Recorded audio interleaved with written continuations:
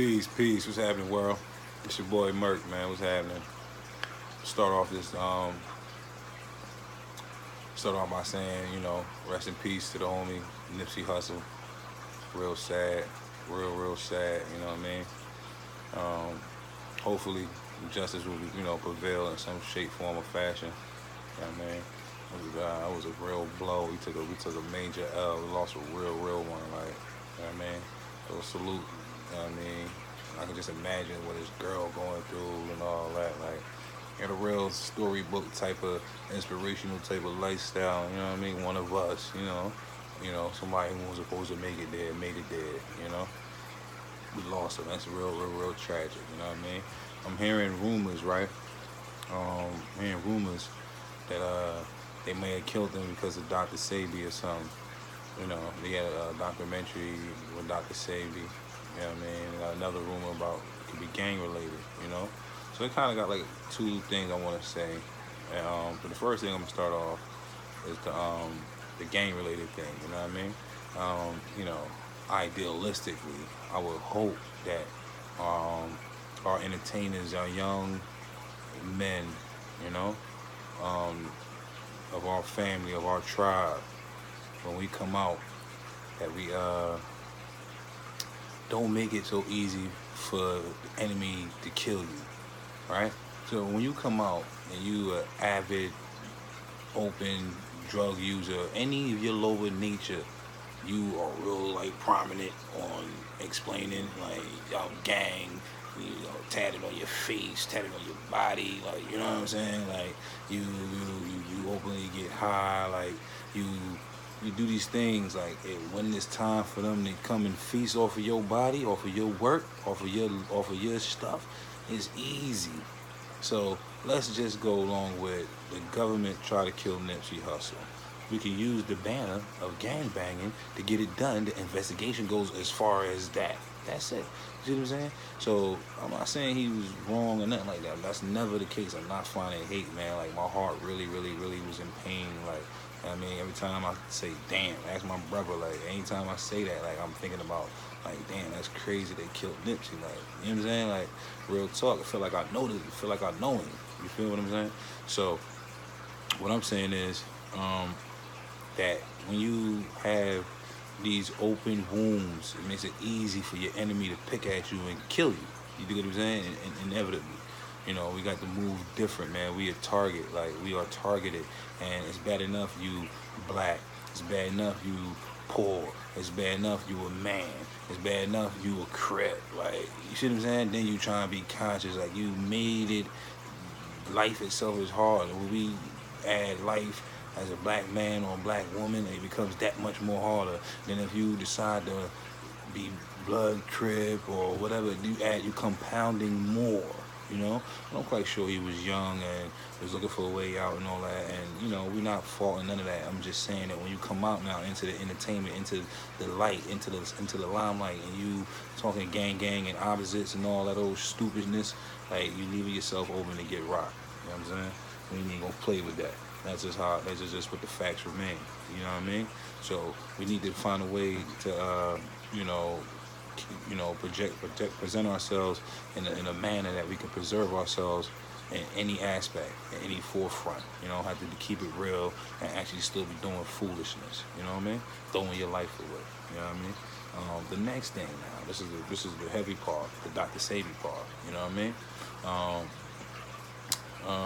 I'm not sure how familiar people are with Dr. Sebi, you know what I mean? But it's not all it's cracked up to be, you know what I mean? I met him, talked to him on the phone numerous times. We invested a loved one to the custody of Dr. Sebi in Usha Village, Honduras. You know what I mean? We spent a total of like 9 months over there.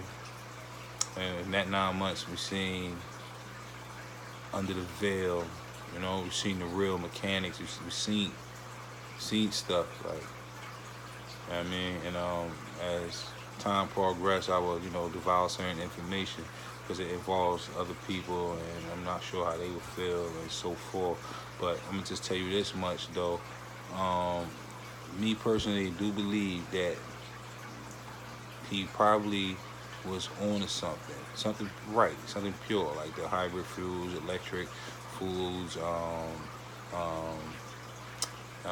mucus, sugar, certain things like that. He offered a form of discipline that in turn should benefit because it had a code, it had a structure, so it seemed mathematically sound. But with power comes corruption. So as he started to generate power from this thing, he stepped into another realm, right? And his headquarters is in Honduras, right? Um, Honduras is a third world country, has military presence everywhere you go. Everything is real strict. They tell you, walk in a pack, don't wear jewelry, don't, be on your phone, or, we gotta be on point when you're back there. It's a jungle for real, right? So you're aware of the lay of the land when you're back there. Beautiful place, but it's a hostile terrain at the same time. When my mom and my brother was over there, nobody beat down the doors from Honduras begging for a cure.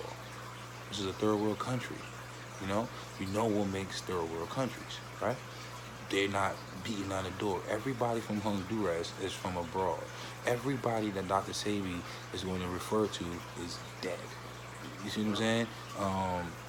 None of people was over there spending money on herpes, on syphilis, and there has no medical facility at Honduras. So after you go over there, follow this regimen, you come back to the States, go to the doctors and get tested, only to be told that you still have herpes, right? Now, the regimen is a little strenuous. It's a real strict diet, and so the people will go out of town, to the town, outside the village, and buy foods and make their own stuff because it wasn't enough to keep them full. You know what I'm saying? So they would do that. So now when they get diagnosed, they probably thinking, damn, I probably wasn't following the diet, strenuous enough, and they come back knowing the parts that they didn't play and all that, and it became one big scam.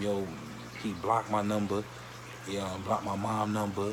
He was just a big major disappointment, man. Even at the height of the disappointment, I was still in love with the character of Dr. Sebi.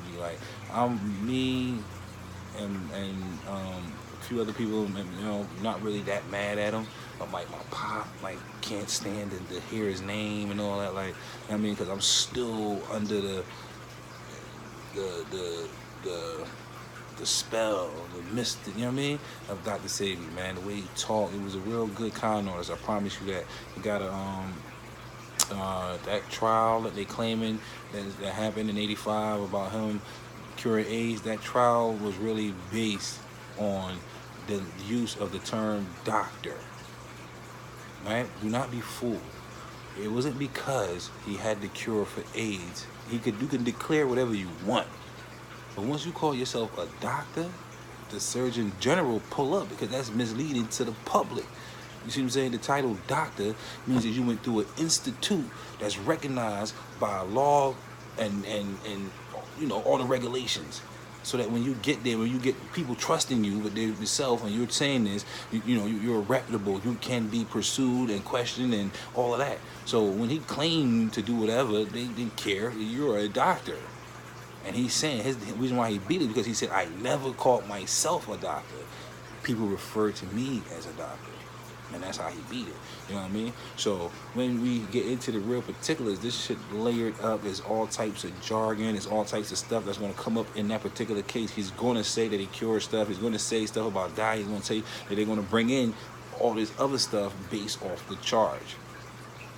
So, you ain't got to believe me, man. See, the thing about people that's not going to believe me, or people that's going to say, oh, man, look at this dude hating or whatever. The thing is, ain't none of y'all send nobody you love over there. You ain't watch nobody you see slowly disintegrate over there. You ain't watch the stuff, the medical needs they couldn't meet. You don't understand none of this. You don't understand that he was never there. You don't understand that his daughter running it. And she on her phone worrying about her weave. Y'all wasn't there. So all these little pseudo feelings you got, and you ain't invest nothing besides pushing play on fucking YouTube. That's it. That's all you had. Don't tell me none of this, man. And all these dudes that be co-signing this shit, man. Everybody on this shit, man, is all about. It's all man. This whole shit is about tricking people, man. Life is about tricking people. Getting over because I tricked you. Simple. I either gonna get over because I tricked you, or you're gonna pay me willingly because you're lazy and you don't want to do what it is, right? So like, we all can make a hamburger, we all can make eggs, we all can make pancakes. But I'm lazy, so I go to IHOP, I go somewhere and I'm buying the stuff I know I can make. You see what I'm saying? So we get paid for that, we get charged for that. Then there's some stuff you just don't know, so you get charged for that. Then there's stuff that people. How many times have you been misled by fancy words and small print and that fast little voice at the ending of the product they selling you? Brought to you by the minds of slavery. Like, you know what I'm saying? The same mind that gave you slavery, gave you the devil, gave you everything that's been wrong, everything that's been fucked up in your life came from these same people. But yet we trust them with so much, like, everything. Like, it's just sad, man. So we need to ask critical questions. We need to be critical thinkers. We need to do more than just sit here and listen. You know, actually do some footwork. Actually do something, man. Like, really learn some more. Like, you know what I'm saying? I'm really getting frustrated at the level of not caring that seems to be permeating through this, I don't know what to call it, man. This society, this culture, this demographic, this your friends, your peers, you know, shit like that. You see what I'm saying? All right, I look at it like this. You know what I mean? I don't really get bored, right? Where I don't get bored is because whatever my greatest fear is, whenever I have time to attack that, I work on it, right? And it might not be my greatest fear. Let's say I don't want to lose my body, or I don't want to I want to learn how to draw, I want to work on this, I want to write a book, I want to whatever. And you got to work, you got to do this, you got to do that. But whenever you get bored, instead of just sitting there watching TV or fucking with your phone, you can easily go work on your craft, right? And you might not have a craft, you might not have nothing, but you might have some kids, right? And you can see what they lacking in, right? If you got kids and your house dirty and they of age, it's you, it's not them, right? Because if you can see that your house is dirty, you need to put them on game so they can see the house is dirty, teach them how to do it so that it can be almost like responsive, reflexive to keep a clean cipher, clean circle. You see what I'm saying? So me as a parent, anything I do now, I do it in an instructional form. So like, I might make eggs and I might cut the stove on, grab the butter, put the butter in the thing. While that's happening, you know, grab the eggs, put the eggs in the thing. The whole time the stove on, the butter getting hot, I grab the eggs, I bend the eggs up, throw it in the thing. Then I might grab the salt and pepper and do it and pull all that stuff back what's happening because I know how to make eggs, right? But if I was trying to tell my daughter who does not know how to make eggs, how would I do that? So I would tell her to make sure we got some butter, make sure we got some oil, make sure you got some eggs, make sure you got some salt, make sure you got all the stuff you need, right? Right. You grab the 2 eggs, you put them in a bowl, blend them up, boom, right? Then you cut the thing on. You give it a 1, 2, 3 form, and you have it instructionalized so you can see it, right? So this is how you train yourself so that the next time you say, I'm gonna make some eggs, you say, come here kids, let me teach you how to make eggs. And you say, I grab the 2 eggs, you tell them why you do it, tell them how you do it. You put them on. You do that shit every day. Then eventually you say, let me see you do it. Because if something happened to you, they can't feed themselves, they can't wash their clothes, they don't know how to sweep, they don't know how to do nothing. And you're supposed to be the teacher, right? One of the main reasons I got this YouTube thing is because I see shit a little bit different, right? And everybody that know me say, damn, bro, you should make a YouTube because I ain't never seen it like that, right? So I say it like this. A bird has chicks in a nest, and the bird flies out, finds food, right? Does all the hard work, even down to like chewing up the food, fly back to the nest and regurgitate the food back in to the kids. So all the kids are is just getting the easiest part, almost pre-digested food, just baby food. Like all the hassle, all the worry is gone. I got you. Right? Now you, as an adult, has kids and is encountering adult problems that can make or break your life, make your life a better life, or what's the name life, right? And they're going to school and learning new stuff, and you know that they still learning, and you aware of what the perils is that lays in front of them. So every day you should be coming in with pre-digested information, easy information for them to intake. That is your job as a parent. So you should make anything that you go through to maintain the house simple and instructional for the kids to also do it, right? Do not sit there and watch your son walk around doing little funny shit with his fingers, his pants sagging, and doing all this little tough shit, listening to music on the Instagram live, got his face all frowned up, and and then wait for him to get shot, wait for him to go to jail, for you to start trying to say, oh, it's fucked up out here and all that, when the signs is right there in front of your face. You can save him. You want me to save him? You want the streets to save him? It's not easy. This shit ain't easy. It's every day we at war. It's not a day, it's not a second that goes by that we not at war. As a matter of fact, I'm gonna run this clip for y'all. I'm gonna show you how easy and how soon they attack the mind, right? And I'm gonna run that clip, and I'm gonna talk about it when that's over.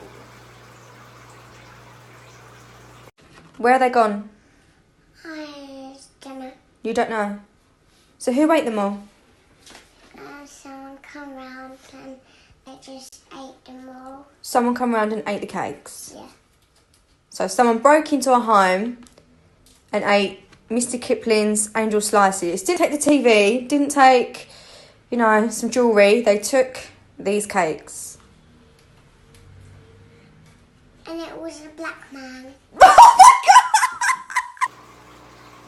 Oh yeah, man. Rest in peace. Shout out to Nipsy Hustle, man. Going out forgotten, man. Sad to see you go, man. Real talk. You know what I'm saying? Really hit home, man. I feel like a lot of people feel like I feel, man. Like we never really known you or met you or nothing, man. But it felt like he knew you, you know what I'm saying? Like that's real. That's how you know, like how they say real recognize real. Like that was definitely one of those testaments to that situation. Like good dude, rapper, he made it, he understood the economics, and he brought back where he was living and the community that he lived in. He did everything that everybody say that niggas should do. Then when we do it, the tragedy that come with it, you know what I'm saying? So, part of knowing your worth too, man, is knowing how to pull away, you know what I mean? And 2020 is hindsight. Hindsight is 2020, forgive me. Hindsight is 2020. So we can look back at everybody's mistakes, man. We can see where they went wrong, and what not to do and what to do, Man, like I said, man, rest in peace, man. And hopefully, man, the next Nipsey, the next whoever comes up, could live through fruition, could live a full, rewarding, prosperous life, man. Word. Boy Mert, man. Holla.